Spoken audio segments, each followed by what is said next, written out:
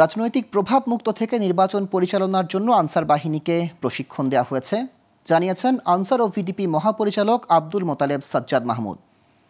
এর আগে সকালে বেলুন ও পায়রা উড়িয়ে গাজীপুরের সফিপুরে আনসার একাডেমিতে ভিডিপির ৪৯তম প্রতিষ্ঠাবার্ষিকী ও ভিডিপি দিবসের উদ্বোধন করেন তিনি।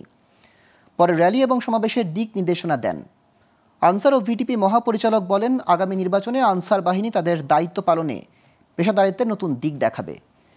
ন্যায়পরায়ণ রাষ্ট্র প্রতিষ্ঠায় ভিডিপি সদস্যদের দক্ষতা আরও বাড়ানোর পাশাপাশি তাদের আধুনিক প্রশিক্ষণ নীতিমালা অনুযায়ী কাজ করার আহ্বানও জানান তিনি।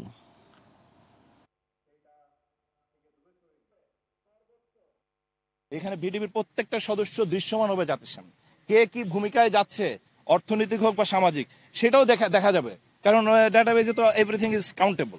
সো সেই জবাবদিহিতার জায়গায়, সেই স্বচ্ছতার জায়গায় আমরা এই বাহিনীটাকে নিয়ে যাচ্ছি।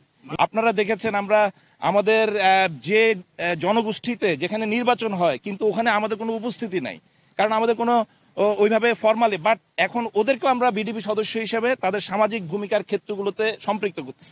নেক্সট ইলেকশনে ওরা ওদের সেই ডিউটির জায়গাগুলোতে পালন করতে পারবে।